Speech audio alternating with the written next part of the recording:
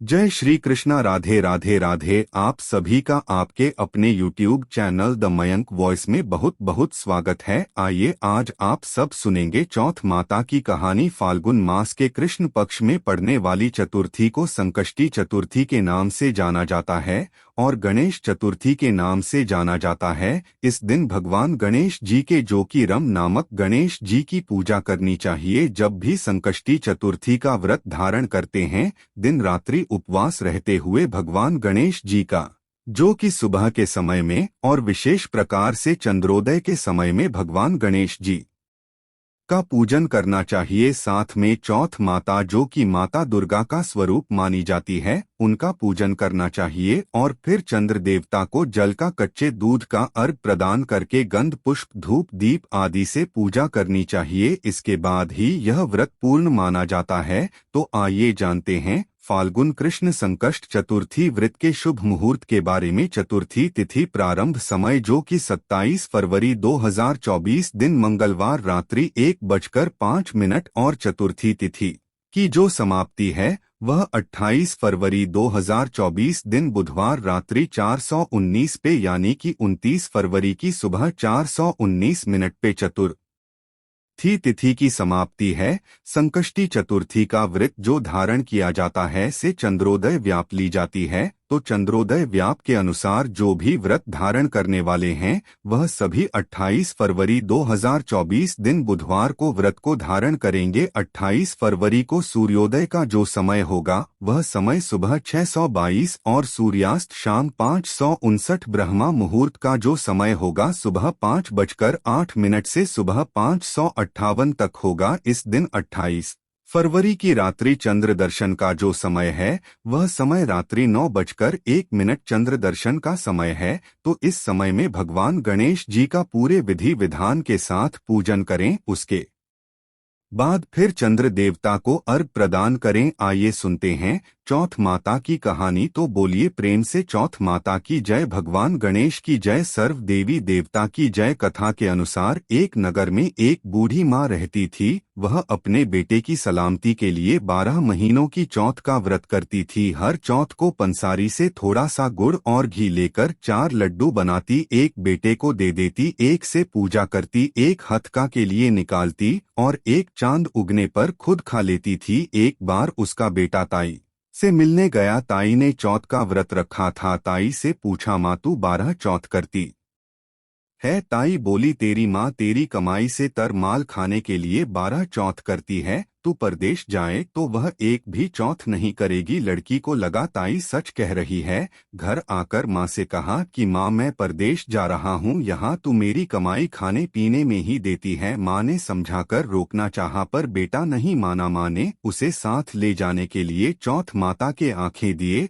और कहा, मुसीबत में यह आंखें तेरी मदद करेंगे। वह आंखें लेकर वहां से रवाना हो गया। घूमते हुए एक नगर में जा पहुंचा। उसने देखा एक बूढ़ी माँ रोती जा रही थी और पुआ बनाते जा रही थी। उससे कारण पूछा तो बूढ़ी माँ ने कहा कि बेटा, इस नगर की पहाड़ी पर एक दैत्य रहता है। पहले वह नगर में आकर कई लोगों को खाने के लिए मार देता था। अब राजा हर घर से एक आदमी दैत्य के पास भेजता है और आज मेरे बेटी की बारी है, इसलिए मैं रो रही हूँ और उसी के लिए पुए बना रही हूँ। वह बोला, तू पुए मुझे खिला दे, तेरे बेटी की जगह मैं चला जाता हूँ। बूढ़ी माँ ने खीर पुए उसे खिला दिए। खा पीकर वह सो गया। रात को राजा के सैनिक आए तो बूढ़ी माँ ने उसे भेज दिया।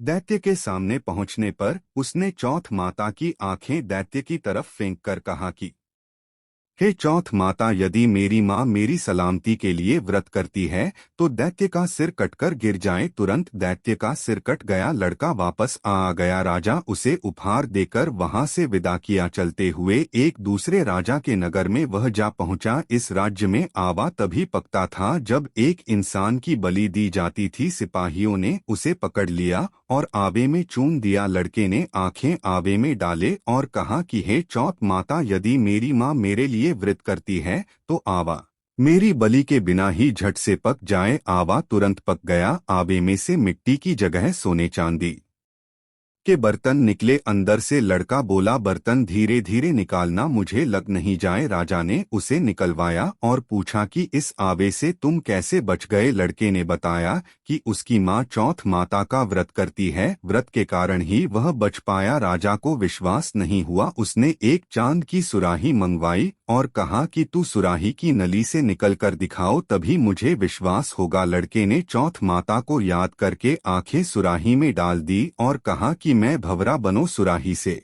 निकलो। लड़का भंवरा बनकर सुराही से निकल गया। राजा ने खुश होकर राजकुमारी की शादी उसके साथ करवाई और सभी लोग को चौथ माता का व्रत करने को कहा। उसे माँ की याद आई। उसने राजा के पास जाकर खुद के नगर जाने की इच्छा जाहिर की। राजा ने रथ, घोड़ा, हाथी और खूब सारा दान दहेज देकर उन्हें विदा कर दिया। चौथ के दिन अपने नगर पहुंचा। वह अकेला पंसारी के यहाँ माँ का इंतजार करने लगा। सोचा चौथ है तो माँ यहाँ जरूर आएगी। थोड़ी देर बाद लकड़ी टकती हुई माँ आती दिखी। उसकी माँ की आंखों में जाले आने के कारण दिखना कम हो गया था। लड़के ने जानबूझकर अपना पैर लकड़ी में लगा दिया और कहने लगा कि बल रे पूत काटी मेरे पैट के लगा दी। माँ ने उसे नहीं पहचाना और कहने लगी, भैया मुझे चाहे कितनी भी गाली दे दो पर मेरे बेटे को कुछ मत कहना। बेटा माँ के चरणों में गिर पड़ा और कहा, माँ मैं तेरा ही बेटा हूँ, मुझे माफ कर दो। माँ ने उसे गले से लगा लिया। नगर के लोग ने विश्वास नहीं किया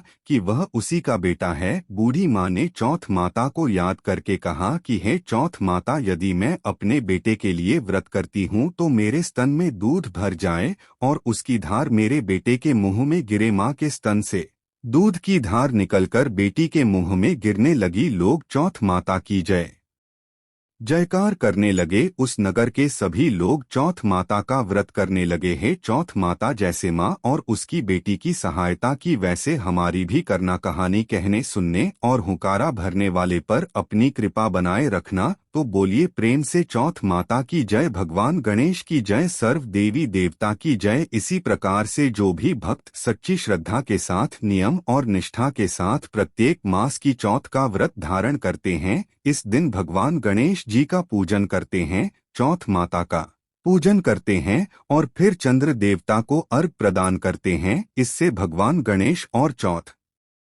माता प्रसन्न होकर के अपने भक्तों के सभी प्रकार के दुख और कष्ट को दूर कर देती है तथा सुख और समृद्धि का आशीर्वाद प्राप्त होता है। तो आशा करता हूँ कि यह जानकारी आपको अच्छा लगा हो। ऐसे ही ज्ञानवर्धक जानकारियाँ प्राप्त करने के लिए हमारे इस चैनल पर अगर आप नए हैं तो चैनल को लाल बटन दबा करके सब्सक्राइब करें, साथ में बेल आइकन घंटी को दबाएं ताकि मेरे वीडियो का नोटिफिकेशन आपको समय से मिलता रहे। वीडियो को लाइक करें, शेयर करें। सुखी रहे और स्वस्थ रहे। जय श्री राधे कृष्ण। धन्यवाद।